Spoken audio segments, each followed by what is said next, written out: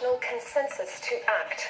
The United States and its allies, including China, consider how to respond to North Korea's failed ballistic missile test.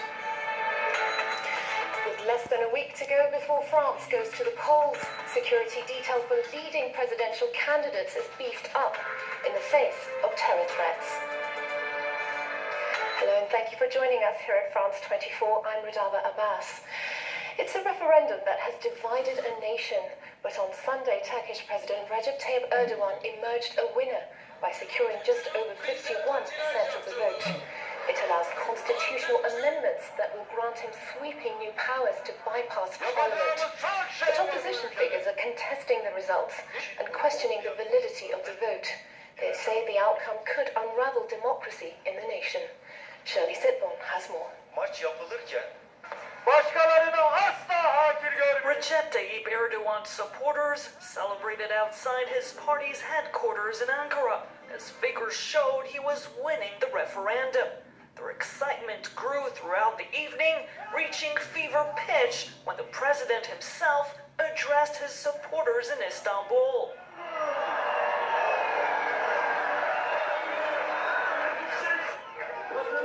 You saw how the government was attacked from everywhere. But facing those attacks, my nation stood tall. We were not divided, not separated.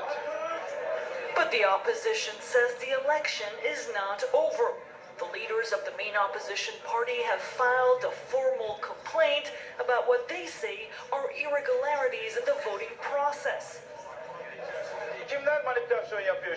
We will be contesting almost 37% of the polls, not only in terms of the way the vote took place, but also the content of it.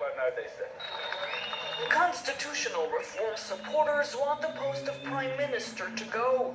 A raft of executive powers, such as the ability to appoint top ministers and judges, will gradually be put in the hands of one person, the president.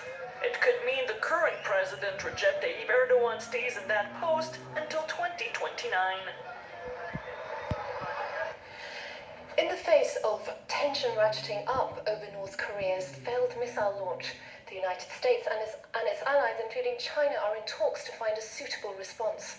During a visit to neighboring South Korea, US Vice President Mike Pence called the move by Pyongyang a provocation.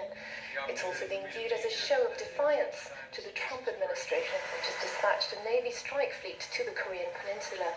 Rebecca Rosman has more. It was a test firing that was meant to grab the world's attention. And even though the missile reportedly blew up on launch, it did just that. Speaking to American and South Korean servicemen in Seoul, U.S. Vice President Mike Pence condemned the launch as a provocation, while reaffirming U.S. support for the South Korean people. Our resolve has never been stronger. Our commitment to this historic alliance with the courageous people of South Korea has never been stronger. And with your help and with God's help, freedom will ever prevail on this peninsula. President Trump's security advisor, Lieutenant General McMaster, promised that if the testing continues, the U.S. will be ready to act. This is a situation that just can't continue. And the president has made clear that he will not accept the United States and its allies and partners in the region being under threat from this hostile regime with nuclear weapons. North Korea is determined to show the world that it isn't cowed by the new Trump administration's threat of action. The White House has already dispatched Navy strike fleet to the Korean peninsula. Sunday's launch took place in Sinpo, a submarine base on the country's east coast. It's also where Pyongyang has been testing submarine-launched ballistic missiles. On Saturday, several intercontinental missiles were rolled out for the TV cameras, as Pyongyang marked the 105th birthday of the country's founder, Kim Il-sung, with a massive show of force. North Korea celebrates another anniversary on April 25th, the founding of its military, which, according to analysts, may well be an opportunity for another missile test launch. A manhunt is underway in the US city of Cleveland in Ohio for a suspect who used Facebook to broadcast a fatal shooting of a 78-year-old victim. People say the suspect also confessed to killing other people in a separate post on the social media site. The account was deactivated on Sunday.